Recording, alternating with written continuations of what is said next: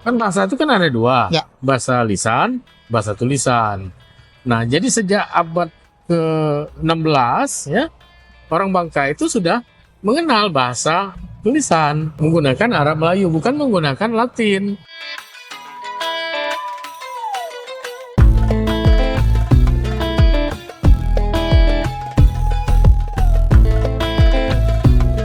Masyarakat di Bangka Belitung pada masa abad 16 sudah mengenal aksara Arab Melayu. Di saat masa pemerintahan Kesultanan Palembang Darussalam tahun 1666, terdapat aturan yang mengatur kewenangan jajaran pemerintahan Kesultanan Palembang Darussalam yang ada di Bangka menggunakan bahasa Arab Melayu. Tak hanya itu, peraturan adat yakini Sindang Mardika juga ditulis menggunakan aksara Arab Melayu. Pada masa Inggris berkuasa di Bangka, masih menggunakan aksara Arab Melayu, baik surat perjanjian hingga stempel pemerintahan saat itu.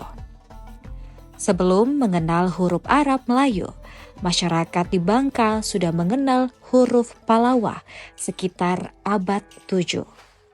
Hal ini terlihat pada batu prasasti Kota Kapur.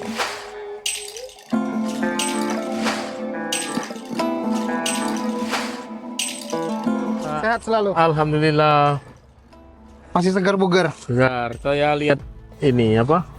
0 km 0 km. Bangka, kemudian arah barat sama utara. Sungai Utara, Sungai Let Belinyu, Nah, barat Jebus. barat Mentok. Jebus Muntok. Nah, saya ini berdiri pas di barat laut. Barat laut Jadi berarti ini daerah mana nih? barat laut, utara, timur laut, timur kan, Ya. tenggara, selatan. Nah, anak-anak sekarang nggak paham lagi arah itu. Tujuh Mata Ragan. Padahal ini Nah. ada lagunya dulu kan? Iya, Timur, Tenggara, Selatan, Barat, mudahnya Daya. ya. Nah, ini barat laut ini kalau dalam bahasa Bangka itu disebut dengan melala. Melala. Melala. Arah mana? Melala. Melala itu artinya barat, Barat dengan dengan utara. utara. Itu melala. Makanya di bagian utara Pulau Bangka itu ada nama Tanjung, namanya Tanjung Melala. Tanjung Melala. Melala. Di Tanjung yang terletak antara barat dan utara Bangka. Oke. Nah, cuma saya lagi menyelidiki untuk barat daya, tenggara kan, kemudian apa namanya, timur laut. Nah, itu apa bahasa Bangkanya? Masih ditelusuri. Ditelusuri. Baik. Tapi yang sudah tertelusuri itu adalah barat laut Barat laut ya. atau melala. Melala. Siap. Tuh, hari ini 0 Ya. km. Hari ini kita akan ngobrol-ngobrol soal Arab Melayu. Ya. Dan hari ini di belakang kita memang ada koin yang kalau saya baca Haza Fulus, Pangkal Pinang. Ya. Boleh cerita tidak? Secara garis besar ini kan contoh satu dari sekian banyak contoh Arab Melayu yang ada di Bangka Belitung. Iya. Kalau sejarahnya Arab Melayu Bangka Belitung itu seperti apa?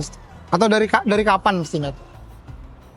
Kalau terkait dengan Arab Melayu, Bangka Belitung itu kan sejak tahun 1666 itu kan sudah berada di bawah pengaruh Kesultanan Palembang Darussalam. Ya. Nah, jadi sudah berada di bawah pengaruh Kesultanan Palembang Darussalam, dan aturan-aturan adat, hukum adat itu ditulis menggunakan huruf Arab Melayu. Jadi ada 10 pasal ya yang merupakan aturan adat yang menjadi kewenangan dari Rangga Tumenggung. Kemudian ada 45 pasal yang menjadi kewenangan dari mulai dari Depati sampai ke Lengan ya, kepala kampung kecil. Itu aturan-aturan adatnya sejak tahun 1666 itu sudah menggunakan Arab Melayu sebagai bahasa tulisannya ya, bahasa tulisan pada masyarakat Bangka. Artinya orang Bangka itu sejak 1600 itu tidak bisa kita sebutkan buta huruf. Memang dia buta huruf Latin, tetapi dia tidak buta huruf Arab. Huruf Arab karena huruf Arab digunakan sebagai bahasa tulisan ya pada masa Kesultanan Palembang Darussalam. Nah, begitu terus ya. Nah, kemudian itu buktinya ya, ada 10 pasal, 45 pasal Undang-Undang Sindang Merdeka itu ditulis dengan huruf Arab, sehingga kita membacanya pun agak sulit ya, karena mungkin kita sekarang kan, anak-anak sekarang terutama tidak belajar Arab Melayu. Kalau saya tahu sampai tahun 77 saya masih sekolah, namanya sekolah Arab. Saya punya 2 ijazah. Dulu ada SD kan. Nah, sore-sore kita sekolah Belajar Arab Melayu itu. Belajar di sekolah Arab namanya, Madrasah Ibtidaiyah itu dulu namanya sekolah Arab tahun 70-an itu. Itu dulu. Iya, belajarlah kita salah satunya Arab Melayu. Makanya kita bisa membaca. Tuh, tapi kalau kemudian saya mau dibantu soal untuk pertama kali mungkin bisa tidak ditemukan atau terdeteksi Arab Melayu pertama kali itu wilayahnya di 7 kabupaten kota Bangka Belitung itu di mana dulu tuh? Ya, kalau terkait dengan hukum adat tadi ya.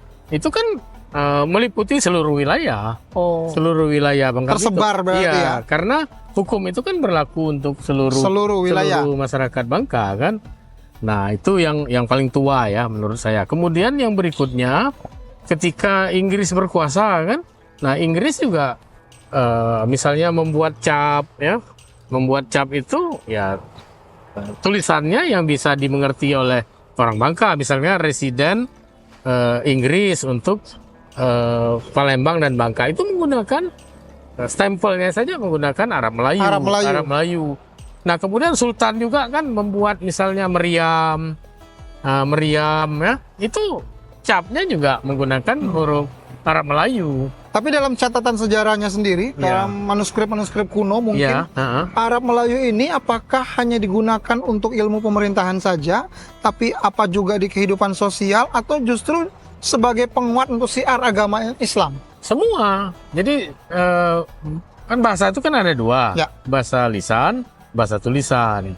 Nah, jadi sejak abad ke-16 ya, orang Bangka itu sudah mengenal bahasa tulisan. Ya, menggunakan Arab Melayu, bukan menggunakan Latin. Lebih tua lagi kan orang Bangka sudah mengenal bahasa Arab Melayu. Bahasa Sanskerta, bahasa Melayu kuno, tetapi tulisannya menggunakan tulisan Pallawa dari India kuno. Tulisan Pallawa. Ya. Itu yang lebih tua lagi dari Arab Melayu. Ya, huruf Pallawa, bahasanya tetap menggunakan bahasa Melayu. Nah, kalau kita ini kan huruf Arab, bahasanya Melayu, makanya disebut Arab Melayu. Nah, yang lebih tua itu abad ke-7, huruf Pallawa dari India, bahasanya Melayu kuno. Seperti yang ditulis di Prasasti Kota Kapur itu 10 baris itu adalah hurufnya huruf Pallawa, bahasanya bahasa Melayu kuno. Oh, dan itu ada di kita? Ada. Di museum itu kan ada replikanya. Okay. Nah, kalau bahasa Melayu tulisan huruf Arab, ya yang paling tua itu ya di undang-undang itu, Undang-Undang Sindang Merdeka, kemudian surat-surat perjanjian yang ditandatangani oleh Sultan dengan POC itu menggunakan huruf Arab Melayu. Oke. Berarti Arab Melayu ini digunakan hampir di seluruh aspek kehidupan. Iya, aspek kehidupan, bukan hanya di pemerintahan. Bisa juga orang-orang Bangka bikin jimat. Jimat juga. Jimat. Termasuk mungkin zamannya dulu, zamannya Dato untuk surat cinta juga Arab Melayu kali surat jual beli semua masuk pakai Arab Melayu. Iya, menggunakan Arab Melayu, bukan huruf Latin seperti sekarang. Nah, malah yang menarik itu, misal saya beri contoh, tahun 1853. Nah, Depati Amir itu nandatangani suratnya menggunakan huruf Arab Melayu. Huruf Arab Melayu. Misalnya dia nandatangan alif, Mim, Ya, Ro, Amir. Itu menggunakan Arab Melayu. Arab Melayu. Nah, surat-suratnya juga kan pasti itu menggunakan Arab Melayu atasnya. Cuma kan karena karena dokumentasi itu harus dilaporkan Belanda ke Batavia, makanya dia salin dengan huruf Latin. Huruf Latin bahasa Indonesia, bukan bahasa Belanda. Tapi saya yakin bahwa surat Amir itu menggunakan Arab Melayu. Karena tanda tangannya menggunakan Arab Melayu. Nah, Tuh, kalau di kita di Bangka Belitung, temuan apa saja yang masih ada sampai saat ini yang menggunakan Arab Melayu? ya kalau Koin, apa nama ya, jalan? meriam, nama jalan, koin seperti ini kan, nah itu menggunakan Arab Melayu. Dan di surat-surat lama kalau kita cari di orang-orang tua pasti itu ya. Masih ada yang nyimpan ya? Masih nyimpen. Jimat itu kalau dibuka Isinya Arab Melayu. Arab Melayu. Oh, jimat itu isinya Arab Melayu. Arab Melayu. Jimat itu Arab Melayu. Tapi kalau seorang Datuk Ahmad Elfian melihat Arab Melayu ini kan mestinya kita lestarikan, kita jaga terlebih dahulu. Iya. Apa yang kemudian membuat Arab Melayu kita semakin lama makin kesini sebenarnya boleh dikatakan hampir punah dan Iya. langka? Apa itu yang membuat? Nah, yang pertama kalau dulu ya sampai tahun 70 itu masih ada sekolah Arab itu. Artinya kita masih berupaya untuk mewarisi Tahun tradisi. 70-an ya? Iya, tradisi aksara itu, bahwa nenek moyang kita menggunakan huruf Arab ya dalam komunikasi tulisannya. Nah, itu dibuktikan bahwa sekolah-sekolah madrasah ya pada waktu itu ya salah satu yang dipelajari adalah membaca dan menulis Arab Melayu. Nah, sepanjang sejarah kan kurikulum itu kan berubah terus. Kurikulum itu ganti menteri, ganti kurikulum, ganti menteri, ganti kurikulum. Nah, kurikulum kita itu kan banyak kebarat-baratan. Karena para profesor, ahli-ahli pendidikan kita itu kan lulusan Eropa, lulusan Amerika. Nah, jadi hal-hal seperti itu mereka anggap tidak penting, tidak perlu. Nah, sebenarnya untuk pewarisannya lebih bagus ya di SD ya misalnya ya, di SD itu ada muatan lokal. Masuk di muatan dikembalikan lokal. ya, dikembalikan lagi ada muatan lokal, misalnya kan terkait dengan huruf pegon ataupun huruf Jawi itu ya, Arab Melayu itu.